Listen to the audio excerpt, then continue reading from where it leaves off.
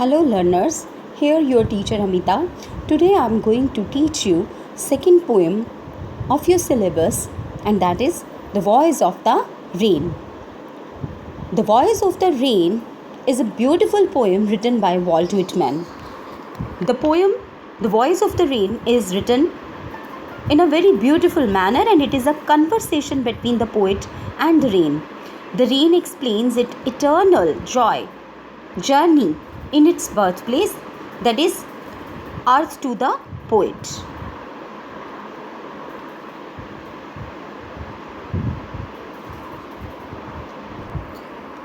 First of all, I will tell you the summary of the poem The Voice of the Rain. In the poem, the poet asks the soft falling shower, "Who are you?" To which she replies. Who replies? The rain replies that she is the poem of the earth. It is a strange thing for the rain to reply to the poet, because poet is inanimate things. The rain told the poet that she cannot be touched as she rises in the form of water vapor in the sky from the land and the bottomless sea. It changes its shapes, yet it remains the same. The water vapor into clouds due to condensation. It falls back on the surface of the earth to provide water to the drought-prone areas and to beautify and purify the earth, means its birthplace. It provides life to the seeds inside the earth and help them to grow. The rain does not care if anyone bothers about her deeds or not. She completes her work and comes back home. The poet compares the rain with a song, as they both share a common journey. The song originates from the heart of the singer, travels across to fulfill the aim, and comes back with due love for the singer, means its originator.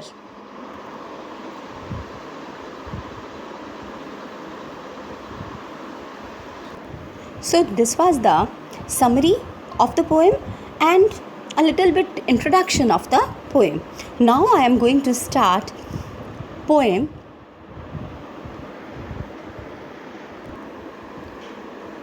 "And who art thou?" said I to the soft falling shower, which, strange to tell, gave me an answer, as here translated, "I am the poem of earth," said the voice of the rain. "Eternal, I rise impalpable out of the land and the bottomless sea." In the above lines, the poet asked the soft falling shower, "Who are you?" To which the rain replied in a strange manner. The rain said that it was the poem of the earth, and it rose continuously from the land and bottomless ocean in the form of vapors. So here you have seen that the poet asked the rain to give its introduction and identity, and the rain answered. It is very strange that rain answered the poet. The rain has been called here soft falling shower. It suggests that rain has a soothing effect. The poet's sensibility made him comprehend its pattering, and he translates its sound in words for us. And in the last line, personification is used. As you can see, "I am the poem of the earth," and said the voice of the rain. So rain can't speak. Dear learners, rain can't speak. Still there is a voice of the rain. So it means personification poetic device is used in this stanza.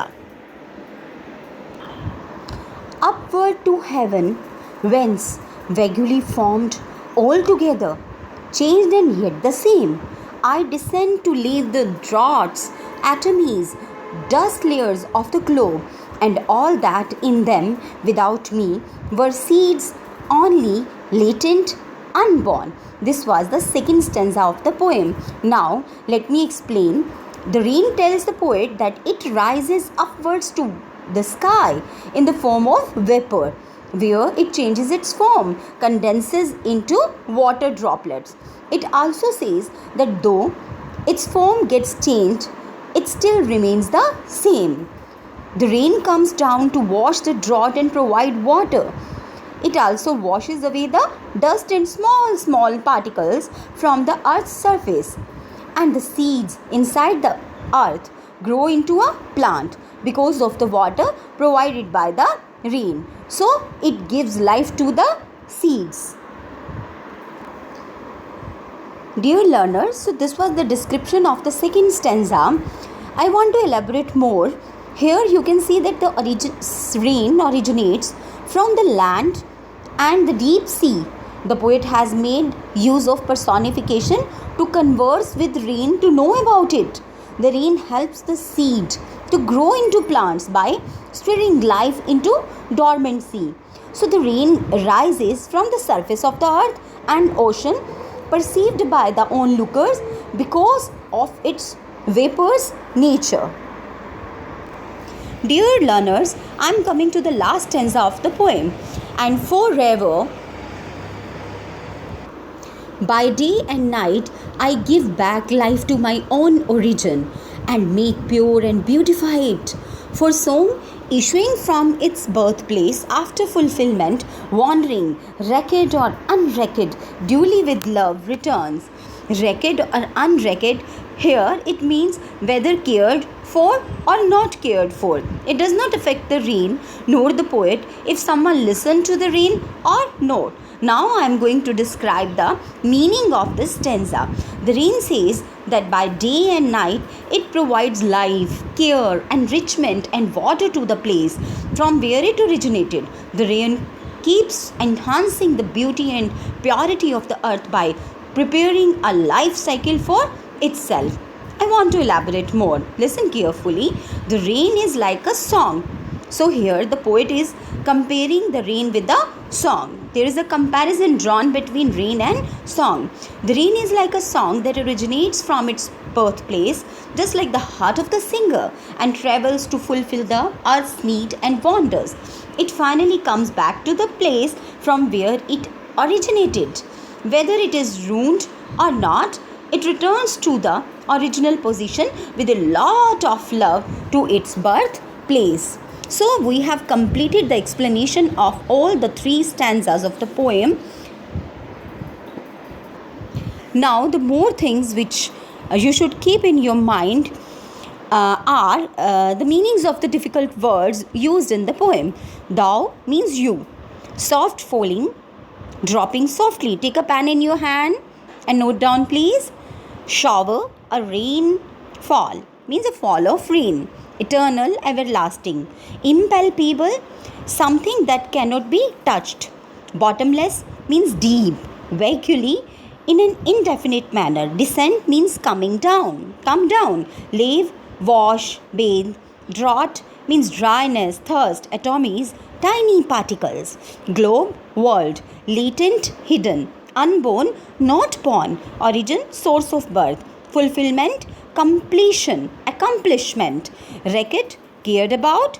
Unwrecked, not cared about. Duly, rightly or properly. So we have done the meanings of the difficult words which came in this poem. Now I am going to tell you the literary devices used in the poem. First is personification. You can go in the beginning of the poem and you will see that the poet used a non-living thing as a living thing in the poem. I am the poem of earth, said the voice of the rain. As you know that rain is not a living being, still it is talking to the poet. It is doing conversation with the poet. Okay, so here personification devices used. Metaphor, an indirect comparison between the qualities of different things. I am the poem of earth. Rain is being compared to a poem. So this is metaphor. Hyperbole, exaggeration or exaggerated statement. Here, bottomless sea. Sea can never be bottomless. But here, bottomless is used with sea. So it is the use of hyperbole. Imagery, visual description of something. Soft falling shower. You can imagine that there is a soft falling shower in front of your naked eyes. So this is the use of imagery. What a beautiful literary devices are used in the poem by Walt Whitman. So, dear learners, one thing I want to elaborate more, that the line for the song issuing from its birthplace after fulfillment, wandering wrecked or unwrecked, duly with love returns, draws a parallel between rain and music. Here, the poet compares the life cycle of the rain and the song. As the song originates from the heart of the singer, wanders to the world, whether liked or unliked, comes back to its birthplace in the end with lot of love. Similarly, the rain that originates from the earth birthplace fulfills its duty to beautify and purify the earth and wanders and comes back with love for its creator. Dear learners, a very important thing which you should keep in your mind is this, that the last two lines are put within the bracket because they are the observation made by the poet and his thoughts. As you can see, for song issuing from its birthplace after fulfillment, wandering wrecked or unwrecked, duly with love return. These two lines are put within bracket because they are the observation of the poet. This observation is done by the poet and his thoughts. He made a similarity between the rain and the music. Okay, and one more thing, that there is a list of pairs of opposite words: day, night, wrecked and wrecked, rise, descent. Okay, so these all things are important to know about the poem. I hope, my dear learners, you have understood the poem, the explanation, the meaning of the difficult words, used poetic devices, and if you have any problem, just comment. I will give the answer and satisfy you. Have a good day. Keep learning, keep watching the videos, and do practice. Stay safe, stay inside. Goodbye.